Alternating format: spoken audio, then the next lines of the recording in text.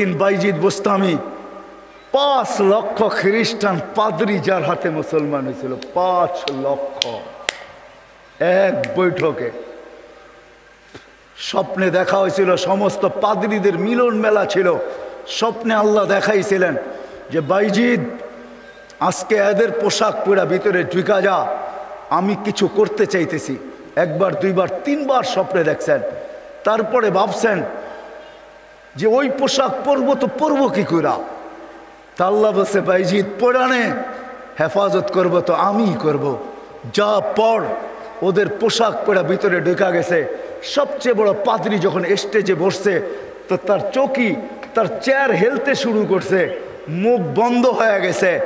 তো বাইজিদের সমস্ত পাদ্রীরা বলছে আপনি আমাদের পোপ, আপনি আমাদের বড়, আপনার থেকে আমরা জ্ঞান পাই, আমাদের ভিতর আলোকিত হয়, আপনি মুখ দিয়া কথা খোলেন না কেন, বলেন না কেন? তো পাদ্রী বলতেছে বলবো তো বলবো কি করে, এখানে একজন মোহাম্মদী আছে।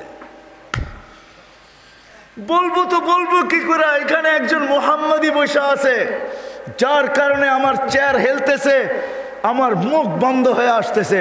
সমস্ত পাদ্রীরা বলছে দেখা দেন, গর্দান উড়াইয়া দিব এক্ষণ। বলছে না,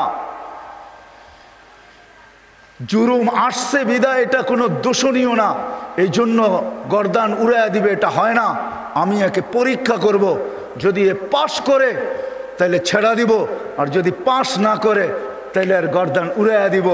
৬২টা প্রশ্ন করছিলেন, ৬২টা। কয়টা কয়টা কয়টা ৬২টা বলার সময় আমার কাছে নাই, একটা বললাম ৬২টার ভিতরে।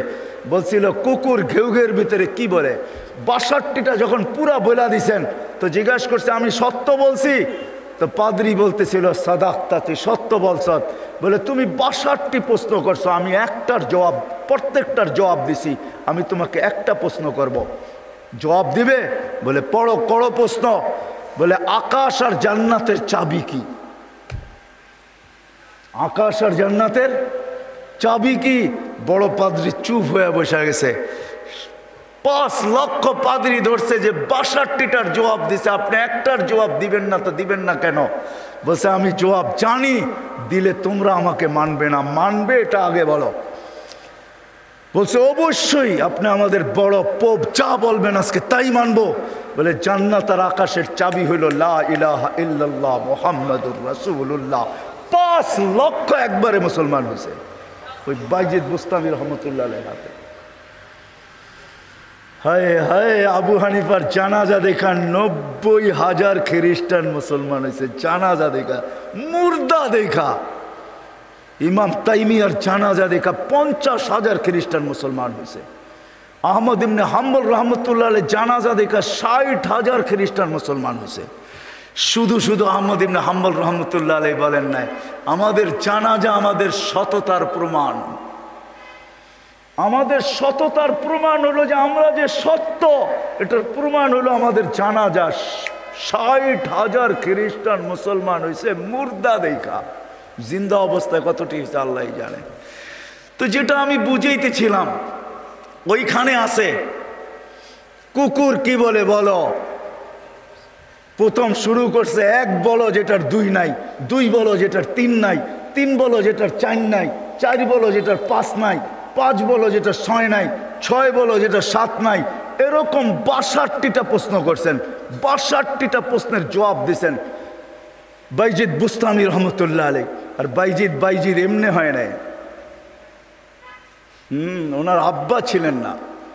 কাহিনী আমি অন্যদিকে চলে যাব। আমরা তো ছেলে পেলেকে বানাইতে চাই না, মাও আজকে বানাইতে চায় না, বাপও বানাইতে চায় না। আমরা বানাইতে চাই দুনিয়ার এডুকেটেড। রাগ হয় না, পায়ে হাত পড়ি। আপনি সাধারণ শিক্ষায় শিক্ষিত করতে চান, ঠিক না?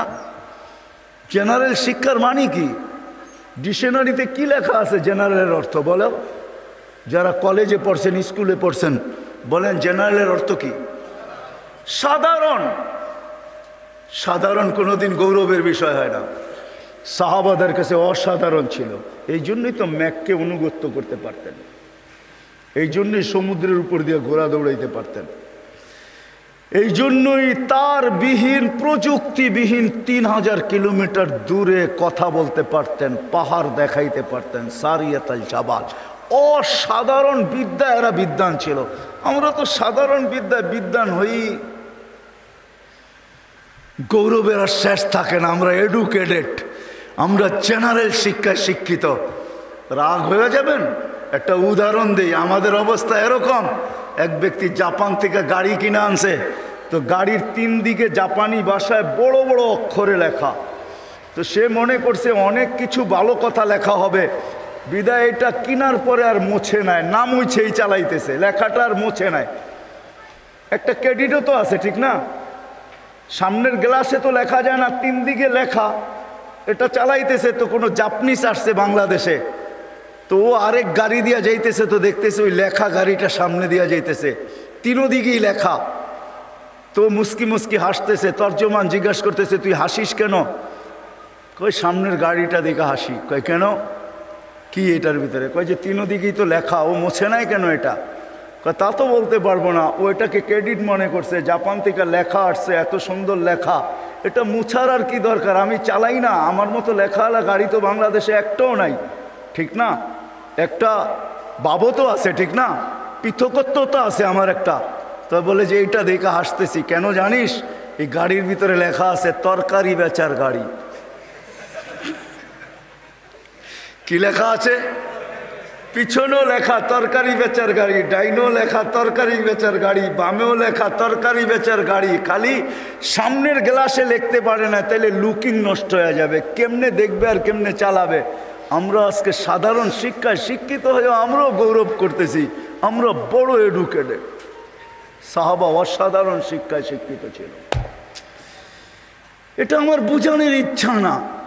বাইজিদ বুস্তামি রহমতুল্লাহ আলাইহ মার কোরবানির কারণে উনি বাইজিদ হয়েছেন, ওই কাহিনীর দিকে নিয়ে যেতে চাই না আপনাদেরকে। আমার হাতেও সময় নাই যে আমি ওই দিকে নিয়ে যাব। উনি ছোট বয়সে বাপ মারা গেছে, মা পরের বাড়িতে কাজ করতেন। 2 দিন পরে ভাবছেন আমি যদি এইভাবে ছেলেটাকে কোথাও না দিতে পারি তাইলে আমার ছেলেটা হারায়া যাবে। আমি তো মা পরের বাড়িতে কাজ করি। খুঁজতে খুঁজতে এক আল্লাহওয়ালার সন্ধান পাইছেন। মানুষ বলছে ওই আলেম ওইখানে আছে, আল্লাহওয়ালা ও আলেমও যদি তোমার ছেলেটাকে নেয় বা তুমি যদি দিয়ে আসতে পারো তাইলে হয়তো তোমার ছেলে মানুষ হয়ে বাহির হবে। যা হাতে পায়ে ধরছেন, আমি বিধবা, আমার কোনো সন্তান নাই, স্বামী নাই, আমি পরের বাড়িতে কাজ করি, আমি চাই আমার ছেলেটা মানুষ হোক, আল্লাহওয়ালা হোক, দিনদার হোক, আল্লাহর এলেমওয়ালা হোক, আপনাদের মতো আলেম হোক, আপনি দয়া করে আমার ছেলেটাকে রাখেন। শাইখ রাজি হয়েছে, মা শর্ত দিছে আপনি আমার ছেলেকে ওই দিন পর্যন্ত বাড়ি পাঠাইতে পারবেন না যতদিন পর্যন্ত আপনার মতো না বানায় দেন। শাইখ অঙ্গীকারবদ্ধ হয়েছেন যে আমি পাঠাবো না যতদিন পর্যন্ত আমার মতো বড় না বানায় দেই। 2-4 দিন পরে মাস গেছে, 2-4 মাস পরে বাইজিদ কাঁদতে শুরু করছে যে সবার বাবা আসে, মা আসে, আমার মা তো পরের বাড়িতে কাজ করে, আমার মা তো আসে না। ও শাইখ আমাকে একটু মাকে দেখতে দেন না। তো শাইখ বলছে তোমার মার সাথে আমি ওয়াদাবদ্ধ, আমার মতো না বানানো ব্যতীত তোমাকে পাঠাবো না। বলছে না, আমি মাকে দেখতেই চাই। ছোট কচি বাচ্চা, শাইখ তার দিল ভাঙতে চান না। একদিকে ছুটি না দিলে বাচ্চার দিল ভেঙে যায়, যেটা মেড ইন আল্লাহ, আরেকদিকে ছুটি দিলে মার অঙ্গীকার ভেঙে যায়। শাইখ তখন বলছেন বেটা ছুটি দিতে পারি, এতগুলো সবক যদি তুই আজকে আমাকে শুনাইতে পারিস, কোরআনের এতটুকু যদি মুখস্থ শুনাইতে পারিস। বাইজিদ বুস্তামি কোরআন নিছেন, হাত উঠায়া দিছেন, মালিক মাকেই তো দেখতে যাব, কোরআন তো দিলের ভেতরে তুই জমায়া দিবি, তুই না দিলে তো আমি মুখস্থ করতে পারবো না। চোখের পানি, কচির ঠোঁটের পানি ছেড়া দিয়া বাইজিদ যখন হাত তুলছেন, পৃষ্ঠা উল্টাইতে ছিল কথা, কোরআন যেন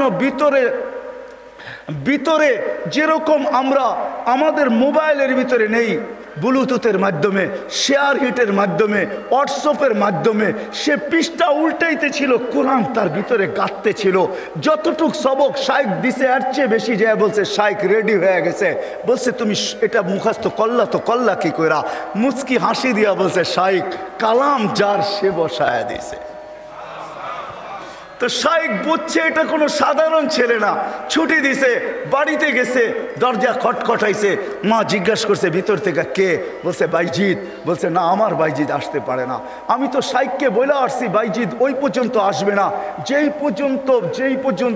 পর্যন্ত শাইখের মতো না হয়, আল্লাহওয়ালা না হয়, আমার বাইজিৎ আসবে না। তুমি আমার বাইজিৎ হতে পারো না। মা দরজা খোলেন নাই।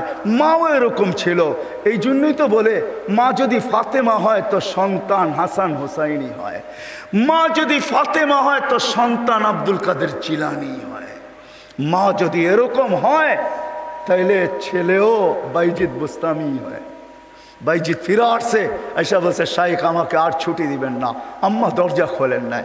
আম্মা মানতেই রাজি ছিল না যে আমি ওনার বাইজিৎ। একাধারে যখন 1 বৎসর 2 বৎসর 12 বৎসর কাটা গেছে, তার পড়া কমপ্লিট হয়ে গেছে। 18 বৎসর বয়সে যখন শাইখ বাইজিৎ বুস্তামি উপনীত হয়েছেন, পড়া কমপ্লিট, রাত্রে তাহাজ্জুদ পড়তেছেন, সেজদায় যখন কাঁদতেছেন, পড়া কাঁদতেছে, শাইখ ঘুমাইতেছে, আল্লাহর রসুল স্বপ্নে আসছেন। আর আয়সা বলতেছে ওঠো বাইজিৎকের কাছে যাও, তোমার মাথার পাগড়ি বাইজিৎকে পড়াও, আমরা বেলায়েতের পাগড়ি বাইজিৎকে আজকে পড়াইতে চাই। বাইজিৎকে বলো সে যেন কাজ যায় শুরু করে। কমপ্লিট হয়ে গেছে, যাও। তার মা তার জন্য অপেক্ষা করতেছে। বৃদ্ধ হয়ে গেছে, কোনদিন দুনিয়ার থেকে চলে যায়। বাইজিদের মাথায় বেলায়েতের পাগড়ি আমি তোমার মাথায় পড়াইলাম, তুমি বাইজিদ উস্তাদ হিসাবে বাইজিদের মাথায় পড়ায় দাও। যা দেখে বাইজিদ রহমতুল্লাহ আলাইহি সেজদায় পড়ে কাঁদতেছেন। উঠাইছে ওস্তাদ, বেটা ওঠ, হয়ে গেছে কাম। কি হয়ে গেছে? আল্লাহর রসুল পাগড়ি আমাকে পড়ায় দিয়ে গেছে, বলছে তোকে পড়ায় দিতে। বেলায়েতের দরজায় আল্লাহ তোকে পৌঁছায় দিছে, হুকুম আসছে যা মার পায়ে যা, আর কালকের থেকে কাজ শুরু কর। ওই দিন যা যখন দরজা খটখটাইছে, মা খুইলা জড়ায়া ধরছেন।